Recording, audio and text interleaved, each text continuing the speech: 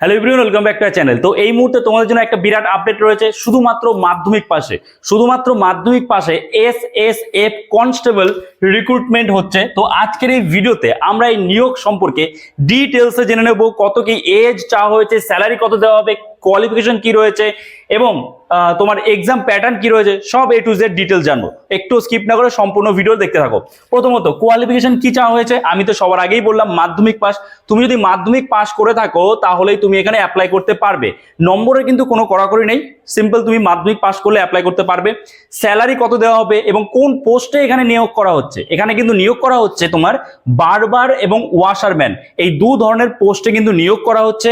আর salary কত, এখানে দেখো, এখানে স্যালারি কিন্তু 19,900 টাকা থেকে 63,200 টাকা কিন্তু স্যালারি। তবে স্টার্টিং এ বাকি সব অ্যালাউন্স দিয়ে তোমাদের প্রায় 30,000 প্লাস স্যালারি হবে। ওকে, ক্লিয়ার? আচ্ছা, এবার এজ কত রয়েছে এবং এক্সাম প্যাটার্ন কি, কিভাবে সিলেকশন করা হবে। দেখো, এখানে যেভাবে সিলেকশন করা হবে, সবার প্রথমত তোমাদের কিন্তু এখানে পিইটি হবে।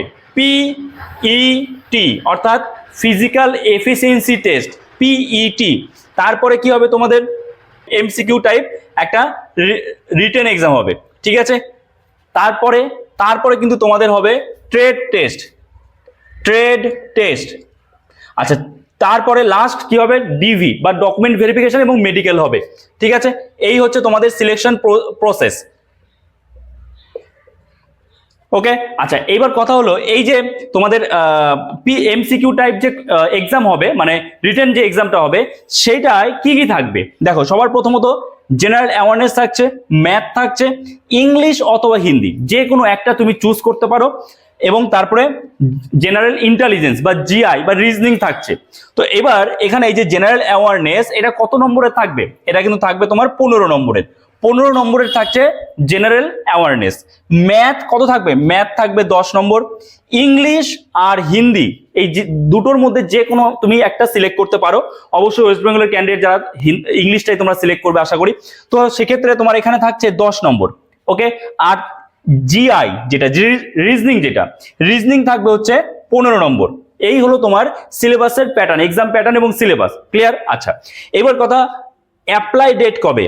অ্যাপ্লাই কিন্তু স্টার্ট হয়ে গেছে। কেন অ্যাপ্লাই স্টার্ট হয়েছে আমি এখানে লিখছি 30/3/26 থেকে, অর্থাৎ মার্চ মাসের 30 তারিখ থেকে কিন্তু স্টার্ট হয়েছে। এবং লাস্ট ডেট কবে? লাস্ট ডেট হচ্ছে 28/4/26, এপ্রিল মাসের 28 তারিখ। এপ্রিল মাসের 28 তারিখের মধ্যে কিন্তু তোমাদের এখানে অ্যাপ্লাই করতে হবে। Last date 28/4/2026। ক্লিয়ার? আচ্ছা, এবার এখানে এজ কত লাগবে? দেখো, এখানে যে এজ লাগবে, এবং আরেকটা বিষয় তোমাদের বলে দিই, এখানে কিন্তু হাইটও লাগবে, হাইট লাগবে এখানে, ঠিক আছে? হাইট কত লাগবে এবং এজ কত লাগবে? প্রথমত এজ কত লাগবে? এজ তোমার লাগবে জেনারেল ক্যান্ডিডেটদের 18 থেকে 23 বছর। 18 থেকে 23 বছরের এজ লাগছে। এখানে বয়সের ছাড় রয়েছে। এসসি এসটি ওবিসিরা সরকারি নিয়ম অনুযায়ী বয়সে ছাড় পাবে। এসসি এসটিরা বয়সে ছাড় পাবে 5 বছর, অর্থাৎ 18 থেকে তোমাদের বয়স হতে হবে 28 বছরের মধ্যে, এসসি এসটি ওবিসি হলে, এসটি এসটি হলে। আর যারা ওবিসি আছো, ওবিসি ক্যান্ডিডেট, তারা কিন্তু 3 বছর বয়সে ছাড় পাবে, অর্থাৎ তোমাদের বয়স হতে হবে 18 থেকে কত, 26 বছর। 18 থেকে 26 বছর। ক্লিয়ার?